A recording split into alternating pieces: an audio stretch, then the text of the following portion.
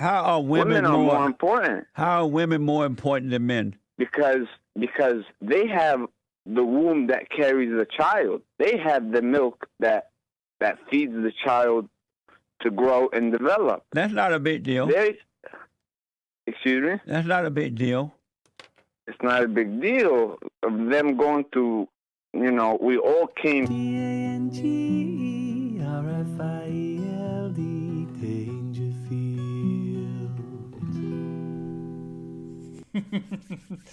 Oh, you missed some hilarity to get that button pressed correctly. Oh, it's been a while. I think it's been about 5 days since I've made a video, and I do apologise. I know what it's like when I have got content creators who I like and come to rely on for my social life, and when they go off the radar for a few days, it's unpleasant. So every day I've known it's tight. You've got to make a video, but I'll be honest with you, I've had other things going on, and this is the hard thing about this gig. I've had money problems, I've had health problems, nothing serious, just fucking exhausted. Some would say hungover all the time. Not eating, not sleeping. And then, you know what I was thinking today? I was thinking, just go on Twitter and say that your computer's broken or your camera's fucked. 46 years old, and my first point of engagement was to lie to you people. Why? Why? My camera's broken. That's a strange thing. I'm old enough now to know that, don't go for my first thought. This is good advice for most people. Sometimes I should. Sometimes the 4th or 5th, 6th, 7th, choice of activity is the right one. My first thoughts, that sort of off the cuff, sort of the core of who I am, really. That unedited, unfiltered, unpleasant lie. Just say your camera's fucked. I do want to talk about something though. I want to talk about prostitution, sex work. There's like people of colour. Now it's people of colour. In the 60s, I wasn't there. In the late 70s, coloured people was an insult. And it was one of those modern insults. It was the early days of the outrage train. These were steam locomotive outrage trains. And, my poor mum, not a racist bone in her body, not a negative judgment in her. She'd say, and I'd see the struggle when she was talking. She just didn't want to get it wrong. And she'd sort of say to people in a social situation, well, we've had some of the coloured people moving our road. And then that became racist. And then I'd see her say, I don't mean coloureds, I just mean the foreigners. And it's like that now with sex work. I like to call them whores. It's a lovely word. It's a rich, deep, lovely history behind it. And I get in trouble with that all the time. Well, why'd you call them whores? What, the whores? What, the women that sell their bodies for sex work? Whores. Oh, they're whores. So then sex worker was the cool thing to say. Then it was something. It's strange how it's got so much attention. It's strange how it stands out. And it's only the sex content that does that. Friend of mine, Matilda Gregory, she writes sexy werewolf fiction. Does quite well out of it, apparently. She's a comedy reviewer as well. Oh, she gave me a 5-star review. My first solo Edinburgh. Thank you, Matilda. But I was talking to her once. I think we might have been on some panel, and someone was moaning, saying every 98% of prostitutes would like to change their job, and that's quite hard hitting until you realise. I imagine 100% of people who work at McDonald's want to change their job. Most bricklayers, most people would like a different job. And the line she used, and I've used it a few times. She said, sorry about all this business, but I've been out. I've been riding the scooter up the fucking Mekong. Amazing. All the neon going past, the sounds and the smells of a Southeast Asian city at night. And you've got the river on your right, the Ton Sap, which joins the Mekong, one of the biggest rivers in the world. I think it does 5 countries: China, Vietnam, Cambodia, Laos, a bit of Thailand. I'm no geographist on the subject, but it's a fucking big river. It's the Mekong Delta they go down in Apocalypse Now. I watched it as a kid, always wanted to go down it. And now I'm a stone's throw from the Mekong. Told you. So yeah, I've been burning my bike up there and it's just wonderful. And I just go up and down the side of the river. Burn through the red light district, say a few hellos. Ooh, they jump on the back of the scooter, the working girls, the whores. They jump on the back of the scooter just for fun. Take me home. And there's like this absolute storming bird in a couple of little silver tubes. One round her fanny and one over her boobs. And she sort of jumps on the back and she's holding on. And all the other girls are laughing. Take me home. Thing is, love, just say you're serious. I'm ready. Let's go. I've got an erection already. I'm going to have trouble getting off this scooter, darling. Let's go. And all the double mad thing is I could just say, come on then, let's go. $40, sweet. It's strange, isn't it? Anyway, so going up and down out there in the heat, coming into my aircon room, I'm a bit... all my orifices are open-eyeing. Yeah, Matilda Gregory, she said, look, prostitution is just a specific example of a general issue. The general issue being wage labour. Now, say what you want about it, it's part of the free market. Could it be changed? Could it be different? Perhaps. Could it be improved? Certainly, in many places. But the bottom line makes sense. You're given money in exchange for your labour, and that comes in the form of your time and your energy. Now, you could be working in a clothes shop folding jeans and talking to customers. I worked in a jeans shop when I was 15. I was underage. Man, I fancied the boss. Oh my days, this bird called Louise, big hoop earrings. Her mouth was like painted red and always ready to suck cock. One of those, she was, everyone who looked at her just went, shit. To a 15-year-old boy, that's daunting. And she'd be out the back getting changed and, oh, can you do my zip up? Knowing what she was playing at, and oh, yes, I can. I'll have to stand a few feet away, though. I don't want to tickle the back of your thighs with my third hand. I used to work in that jean shop, and I remember one bloke come in, really hard-looking bloke, like he had like all prison tattoos, all really merging, going like big green blobs and spiders' webs. And he was like, oh, I'm after a pair of jeans, get me a pair of jeans. And that's all we sold. The shop was called Jean Genie. And so I've dug out him a pair of Levi 501s. Oh, style never goes out of fashion. And I'm going, what about them, mate? He's going, no. After a while, he picked a pair of these Pepe, 3/4 length, women's jeans. Now, there's things you might not know. Women's jeans have no extra denim around the cock. There's no space there. It's nice, isn't it? But no, this is... And so there's no penis room. Not only that, they're 3/4 length, so they've come up to about here.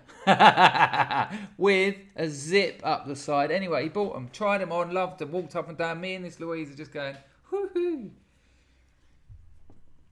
How the fuck did I get onto selling jeans in jean shops? Yeah, I know how. You could be working in a jean shop. You want to change that. That's my point. Wage labour. Like, you don't mind... When I say you, I'm talking to the not converted. People who get all arsey about whoring. You don't mind going to a restaurant and paying someone else to fucking wash your dishes. You think they like doing that? You pay someone else to cook the fucking food. You pay someone else to bring it to your table. Tell you what's on the menu. Monsieur, we have les poissons, etc. You don't mind paying everyone for that. It's the same thing. With a whore, you're taking their time and their energy. Now, the only thing that differentiates the two in any kind of moral manner is sex. So if sex changes that, you're a weird Puritan. Come on, get out of that Stone Age thinking. It's an incredible thing, prostitution. Check this out. I have actually got something to say here. This is going somewhere. A friend of mine called Andrew, he died. He was an alcoholic and a smackhead for decades. And in the end, his liver just gave up. It was like, no, you're dead. He stopped everything. Stopped taking everything. Shitting himself. Really nice bloke. Angry man. Really angry. But hilarious with it. And he had a new liver put in. Bless him, they give him a new liver. Tied it all up and all that. Like I say, he's clean as the day is long. And he was all good. And then his body rejected it. They were just like, nah, we don't. I don't know how that works, but imagine going through the nightmare of having a new liver put in, regardless of what you've done in the past. Just imagine this bit. And your body says no. It just says, oh, and then having to just let someone else's liver rot inside you. And he started going yellow. His strength was on his way out. He had a daughter somewhere, and I was at the hospital once, and he said to me, I want a sex worker. He said, I just want a really nice hour with a bird. So I sorted him out, this girl, Isabel. Isabel worked on Charing Cross Road. I've gone to see Isabel about 2 years prior. I think I've told this before. But for those of you who don't know it, she's in there giving me this massage, and it's absolutely amazing. And then she says, turn over. So I turn over, and I'm thinking, oh, here we go. So she starts, and I'm, oh. And then out of nowhere, she shoves her hand up my ass. It was like being shot. But I look down. First thing I do is look down and just go, what the fuck? Without applying any action, she's just holding my penis still. But because she's up the back door, she's rung the bell, and I've watched my penis explode in a glitter fountain. But like I say, no action. She's just holding it, trying to keep it out of each other's face. And I'm just looking at it, amazed. I haven't seen that kind of shit ever. You need to bash the bishop. Come on, you need to shake it. But no, boop, was amazing. So I sent him to see her. Because I kept going back and seeing her. Oh yeah, I read that it's healthy to have your prostate massaged. It's healthy, it's good for your bollocks. So I saw her once a month for about the next 4 years. When I say once a month, I mean about 4 times. Just got my prostate cleaned occasionally, strictly medicinal. I said to him, Andrew, go down there, go in that shop, ask for Isabel. If she's not there, don't just book it and go back when she is. When you go down there, just say you're a friend of Chris. He said, blah, blah, blah. Just tell her that I sent you. Isabel is this gorgeous, buxom, strange Oriental woman, buxom, curvaceous, North Chinese woman. Incredibly beautiful. So I'm waiting outside. Not literally, not like walking up and down out the front, like in a cafe across the road. And I'm thinking, he'll be having a lovely time. I see him come out, he crosses over and he looks at me. And he's like that. Now this is what he says. First thing he says, listen to this. He says, first of all, he looks befreaked. He's wandered into the bewilderness and may never come back. He looked at me and went, Welsh, remember? He went, I've waited all my life for that. He wasn't joking. He said he'd waited all his life for that. And then he went and told me what happened. And surprise, surprise, ding, ding. Now, the thing is, I just want you to get an understanding of how significant that moment was to him. I doubt he'd waited all his life for that. But as a measure of a of an experience, of a moment of pleasure. All his life he'd imagined a moment of pleasure. And that box had been ticked. Fucking lucky too, he was fucking dead a couple of weeks later. Bless you, Andrew. But these things are serious. These things are important to men. This is why the millions of prostitutes worldwide are busy.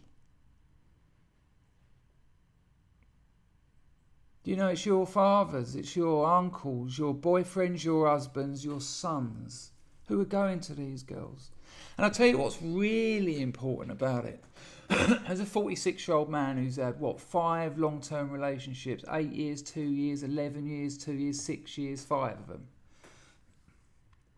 And thousands of one-night flings and whores and God knows what. What men are after, which they get from a prostitute, is a lack of shame. At 46, and having had long-term relationships and having known many, many men who've had long-term relationships with European women, they've been shamed almost to a man. At some point, they've been shamed about their sexuality. They've been laughed at. They've been ridiculed, humiliated. They've been restricted as well. They've been denied. And I'm not talking about mad BDSM fucking anal fisting. I'm not necessarily even talking about a certain way of having sex. Just to allow a man to have his masculinity, his masculine sexuality, to want to look at women, to want to flirt with women. Jesus Christ, he's already sacrificed everything he lives for just to be with you. His entire breeding, his millennia of genetics is all about spreading his seed. It's what he's on the planet for. He wakes up, he thinks about spreading his seed. All day long he's with you. He's already fucking that lot. So cut him some slack, and if he sees a bird across the road, don't tell him off. And I've seen this time and time again, and you don't get that with whores. It's the last thing you get. And you hear this story, you hear this all the time. Oh, some men, they go into that brothel, they don't even have sex, they just want the company. That's more common than you could ever imagine. The idea of transgressing the whoring situation. Like the archetypal myth, the whoring situation is man walks into a room, puts some money on the sideboard, humps some stranger, puts his trousers on, mumbles something, and then walks out. That happens. It's so rare, though. Men are seeking to transgress prostitution all the time. They want them to get to know them a bit, sometimes. They want to meet them elsewhere. They want to take them out. They want them to go for dinner. They just like them. And if they want to have sex, it's there, without any shaming, without all the weird shit that comes in monogamous relationships. And why wouldn't it? It's not natural. It's decay for mankind. Transgressing those boundaries. I took 3 birds to see Tron once, 3 Chinese whores. I took them to see the new Tron.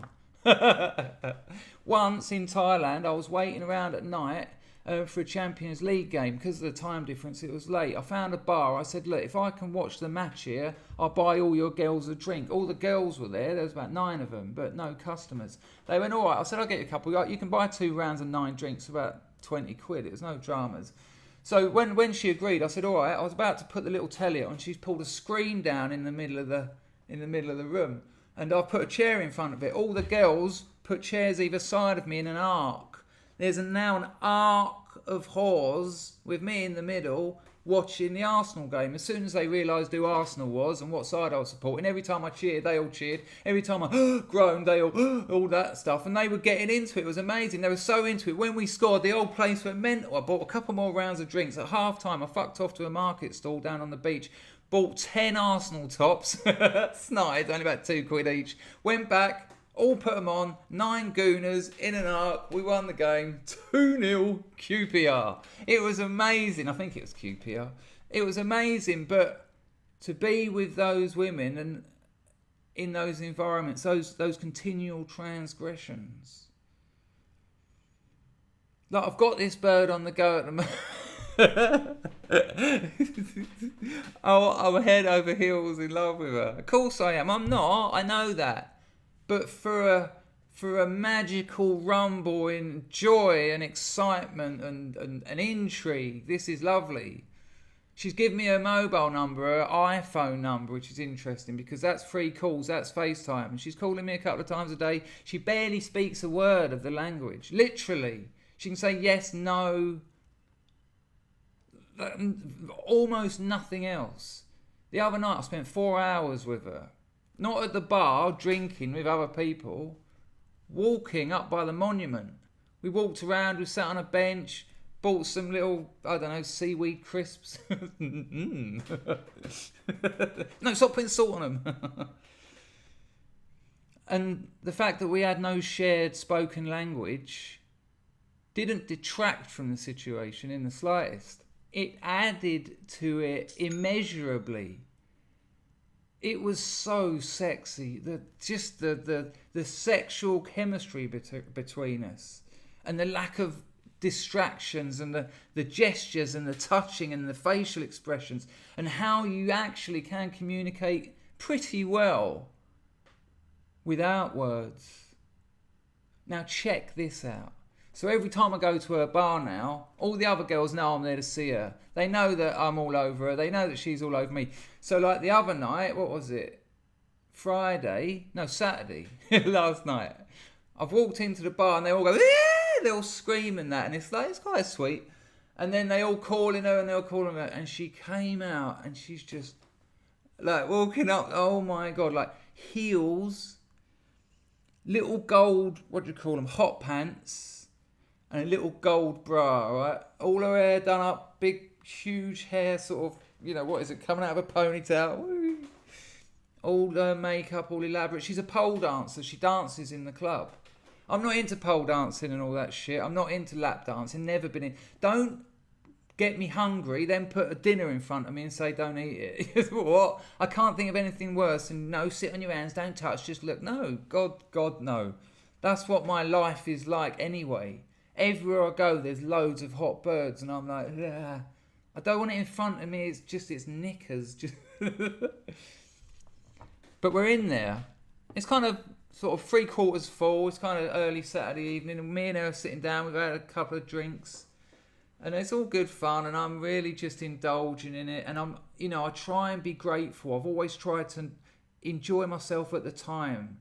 As a culture, we can be very prone to kind of being absent when we should be present, and then in looking back on things, oh yeah, that was fun, I've done this. But to actually be there and present and think, this is me, this is my life, this is it, this is the fruit of the tree of my existence. Eat it and fucking enjoy it, because there's no more. So we're sitting there and it's all wonderful, and I've got a couple of sweet photos, one where she's turning around laughing, all this.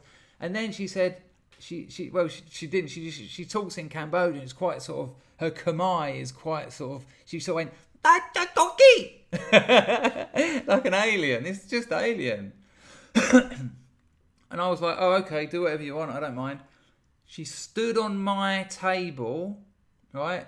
Then she grabbed this metal, one of the sort of, I don't know, part of the structure, and she sort of not a foot, it's hard to explain. Basically, she stepped on my table, then over onto the bar. She's got 7-inch stiletto heels on. She's on the bar. This must be a thing they do. One of the barmaids just rings the bell. The whole place goes mad. The lights go down. Not all of them, but it goes dimmer, apart from where she is. And I'm just sitting there thinking, what the fuck? And then she starts doing this dance. I'm 2 beers down. I'm 46 years old. This is the fruit of my life. I'm sitting in a bar now on my own. Got my drink, my vape in front of me. This is it. And I'm looking up, and about 5 foot away, there's this bird staring right at me. And she's fucking amazing. And I'm thinking I'm going to be nervous, and I'm aware that people are looking at me because they're all looking at her now. The music's this fucking sexy music, and she's but they're aware that it's for me. So people are like, "Hey," and all this, and I'm just, but I'm not nervous, and I thought I would be. I am completely transfixed. I have locked onto her in a way I may have not known ever. It was a serendipity of desire. Like I say, I'm not into all that stuff. But because I know I'm going home with her, well, and I'm looking at, where the fuck did she learn to dance like this? There is a pole there, but at one point she's got spun around the pole a couple of times, come down, and then as she's come up, she's walked along the whole bar. She's kicked glasses over. She doesn't give a shit. I had a table dancer in Patong once put her heel in my glass and stir it. Amazing. But this was something else. She's walked up the bar and it's just an incredible dance. She's twerking, her ass is all over the shop. She's spinning it round at me. She's going right down to the thing. She's like swan diving on the bar. Sort of looking at, oh my gosh, it was, listen, don't just listen to what I've told you. Please imagine that. And I know that I got another mate called Ben, and when I told him, he said years ago, just outside Patong, it was just him and this girl, he was sort of a sex worker he was seeing. He went and she disappeared and that, and he was sitting there just thinking, oh, maybe she's gone to the piss. Then the music started, he's turned around and she's crawled along the bar, like all the way at him, and got right to him. I tell you, man, it happened. Imagine just this girl doing this incredible dance. And then when she got off the bar, she's got on the pole, which is on the bar. She span it round like upside down a couple of times, gone all the way down till her legs go over the bar, but she's still laying on the bar, legs akimbo, and then just sort of bent up. And she's standing in front of me. And I just was... The old place has gone mad. The old... And she sat down next to me and she went, this excited, alive, engaged. She saw that she'd blown the bollocks off me. I was fucked.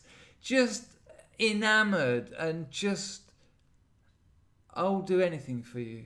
That's what she looked at me. She saw a man whose entire existence was just screaming, I will do anything for you. And I fucking would. And she went, you like? And I just...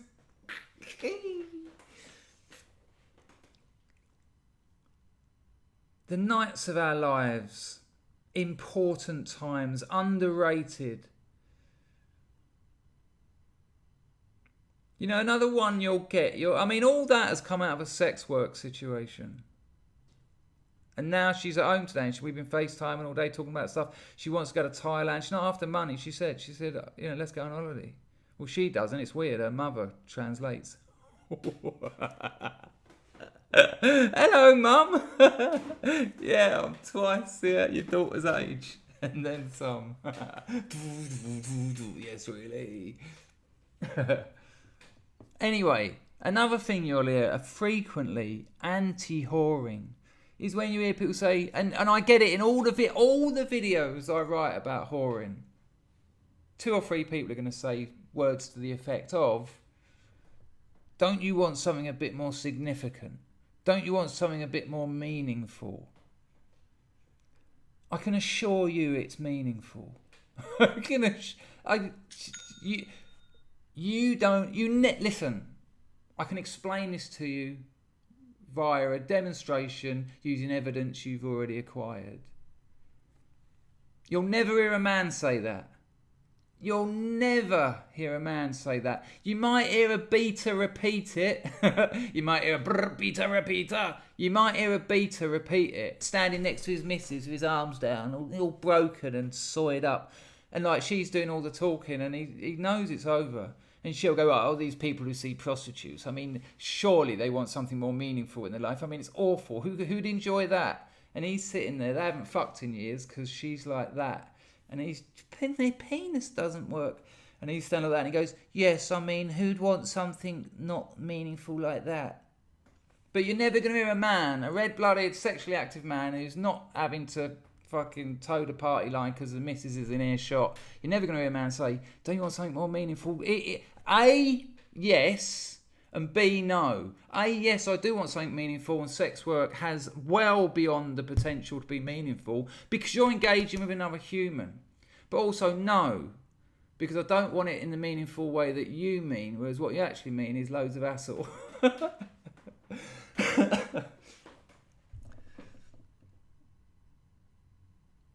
It's a strange thing. I wonder where this one will go. You know, these situations, they don't tend to go by the usual rules of engagement. You know, Sebastian Ormsley, classic whoremonger, he said, and this is key, and this kind of explains much of the situation. He said, the difference between paying for sex and sex for free is sex for free usually ends up costing more. And not just financially. I mean, all that shit. If you're in England, Europe, America, you know, not here, and you see a girl in a bar, the hassle, just even going over and talking to her, you got to be prepared for her just go fuck off, or a geezer turn up, or she's a fucking non-binary, or it's a nightmare just getting that first hi. You know, that's kind of over now. It's fucking online dating and friends of friends, that incestuous little... No, he's going out with my best mate now. Oh, it's a nightmare socially. No, we love it. Mates dating mates is a nightmare. Come on, spread your fucking wings. Stop over-integrating into yourselves. And then it's take him out for lunch. Oh, no, I'll get it. No, let's get a hotel. No, I'll pay for your journey. Oh, no, don't get a train. Let me pay for a cab. I'll pay. All that. Oh, my gosh. And by the end of it, you might not even enjoy the sex. They might relax. Oh, my God. All that nonsense. Nah, not interested. Will I make a wife of a whore? I certainly hope so. Thanks for watching.